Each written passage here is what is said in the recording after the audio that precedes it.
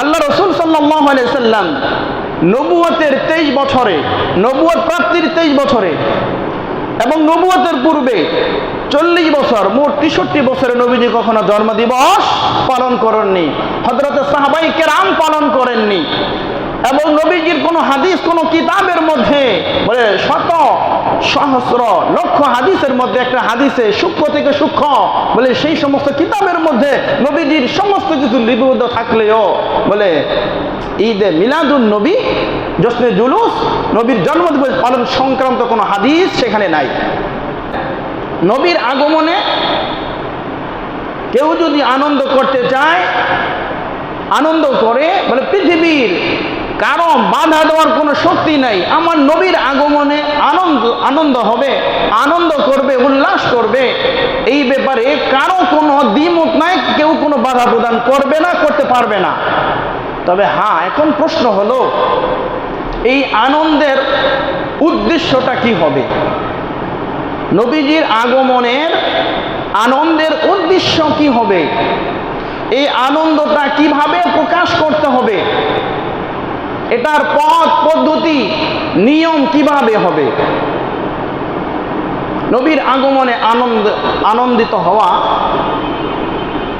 যদি আনন্দিত হতে হয় তাহলে সর্বপ্রথম আমাদেরকে ফিরে যেতে হবে রাসূল আকরাম সাল্লাল্লাহু আলাইহি ওয়াসাল্লামের পবিত্র সিরত গ্রন্থে।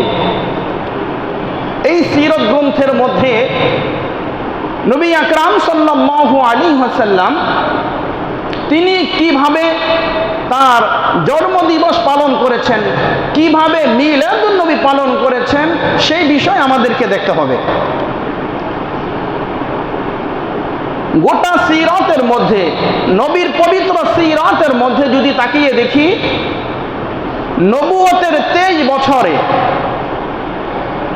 এবং নবুয়ত প্রাপ্তির পূর্বে 40 বছর, নবুয়ত প্রাপ্তির পূর্বে 40 বছর, নবুয়তের পরে 23 বছর, এই মোট 40 আর 23, 63 বছরে আমার নবী জীবনে কখনো কোনো দিন তিনি একদিন তার জন্মদিবস পালন করেছেন কিনা?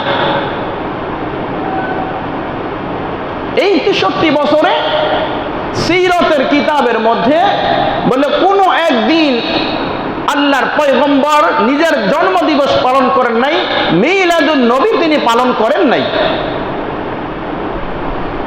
এই ব্যাপারে যদি আমরা আরো একটু লক্ষ্য করি, সেক্ষেত্রে সিহাসিত্তার যে কিতাবগুলো রয়েছে, বুখারী শরীফ, মুসলিম শরীফ, তিরমিজি শরীফ, আবু দাউদ শরীফ, নাসাই শরীফ, ইবনে মাজা এবং সিহাসিত্তার যত কিতাব আছে, বলে অন্য অন্য হাদিসের লক্ষ লক্ষ যে হাদিস রয়েছে, এই হাদিসের কিতাবের মধ্যে, এই সকল হাদিসের মধ্যে আল্লাহর নবী সাল্লাল্লাহু আলাইহি ওয়াসাল্লামের জীবনের ক্ষুদ্র থেকে ক্ষুদ্র, সূক্ষ্ম থেকে সূক্ষ্ম বিষয়গুলো হাদিসের মধ্যে আল্লাহর নবী তিনি আলোচনা করেছেন। নবীজি কিভাবে খাবেন, কিভাবে ঘুমাবেন, কিভাবে ওযু করবেন, কিভাবে ইস্তিনজা করবেন, কিভাবে পেশাব করতে বসবেন, বলে এমন কোনো বিষয় নেই যেটা আমার নবী তার হাদিসের মধ্যে বলে যাননি।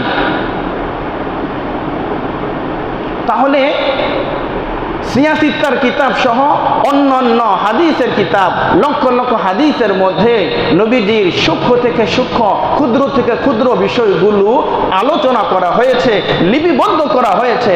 কিন্তু আমার নবীর জন্মদিবস পালন করতে হবে, ঈদে মিলাদুন নবী পালন করতে হবে বলে এমন একটা বিষয় হাদিসের কোনো কিতাবের মধ্যে বর্ণিত নেই এবং কেউ লিপিবদ্ধ করেনি। এবার আসেন সোয়া লক্ষ সাহাবায়ে কেরাম, সোয়া লক্ষ সাহাবায়ে কেরাম তাদের জীবনে এমন একটি ঘটনা ঘটেনি যে যারা তাদের জীবদ্দশায় নবীর জন্মদিবস পালন করেছে, মিলাদুন নবী উদযাপন করেছে। এমন একটি নদীর এমন একটি মিসাল বলে কোন সাহাবীর জীবনে আপনারা দেখাতে পারবেন না, নেই। সাহাবায়ে কেরাম যারা নবীর জন্য নিজের প্রাণ উৎসর্গ করে দিয়েছেন, নিজের জীবনকে উজাড় করে দিয়েছেন, রক্তে রঞ্জিত হয়েছেন, নিজের ধন সম্পদ, পিতা মাতা, স্ত্রী পুত্র ছেলে সন্তান সব কিছুকে বিসর্জন দিয়েছেন। নবীর প্রতি এমন এক ভালোবাসা, এমন এক নজির স্থাপন করে গেছেন হযরতে সাহাবায়ে কেরাম, যা পৃথিবীর অদ্বিতীয়। আর এই নজির, এই মেসাল পৃথিবীর কোনো মানুষ দেখাতে পারবে না। সুবহানাল্লাহ। কি বলেন? সাহাবায়ে কেরাম যেভাবে নবীকে ভালোবাসতেন, তাদের থেকে যেভাবে নবীর ভালোবাসা প্রকাশ পেয়েছে, ওই ভালোবাসা কি আমাদের দ্বারা সম্ভব? ওই ভালোবাসা আমাদের দ্বারা হবে না। বলে সোয়া লক্ষ সাহাবায়ে কেরাম যারা নিজের প্রাণ উৎসর্গ করে দিয়েছেন, অনেক সাহাবায়ে কেরাম বলে তারা পর্যন্ত নবীর জন্মদিবস পালন করেন নাই, তারা জশ্নে জুলুস করেন নাই, মিলাদুন নবী উদযাপন করেন নাই। এবার আসেন, সাহাবী করে নাই, তাহলে তাবিঈ, তাবিঈ বলে তারাও করে নাই। আল্লাহ নবী বলছেন আল্লাহ নবী বলছেন খায়রু উম্মতি করনি সুম্মাল্লাযীনা ইয়ালুনাহুম সুম্মাল্লাযীনা ইয়ালুনাহুম। নবীজি বলছেন আমার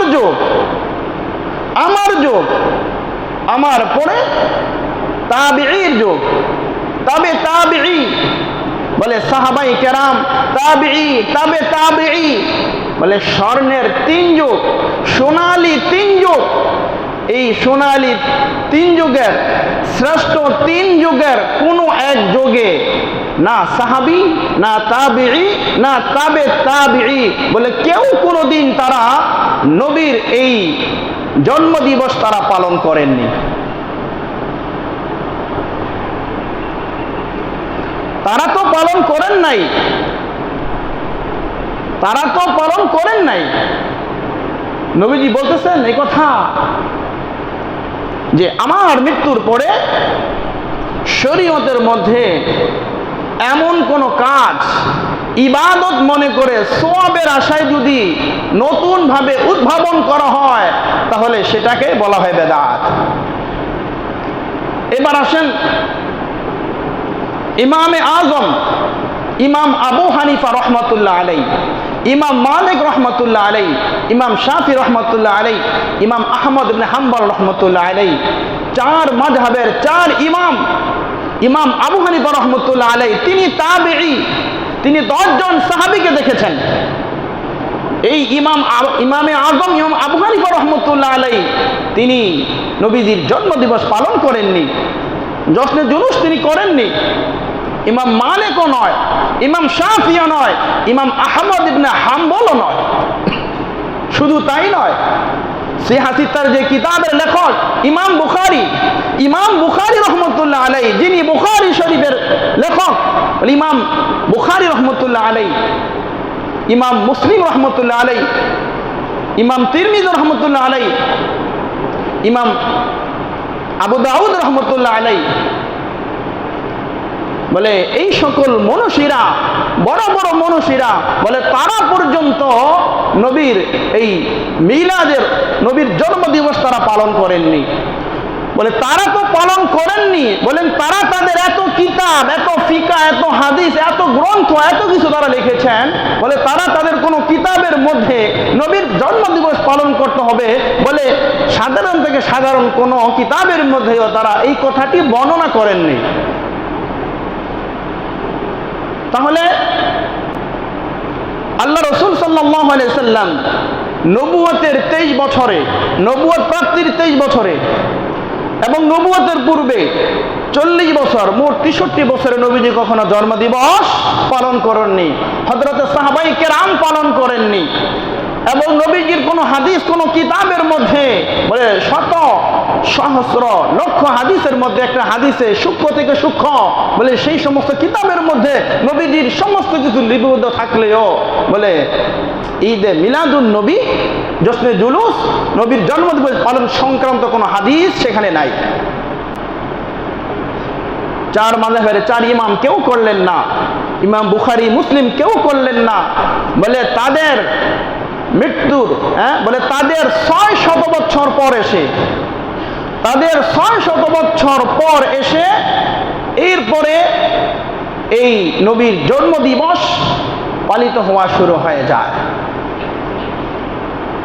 600 বছর পর এসে এরপরে ধীরে ধীরে তিলে তিলে আস্তে আস্তে এই উম্মতের মধ্যে বলে এই ফিতনা শুরু হয়ে যায়।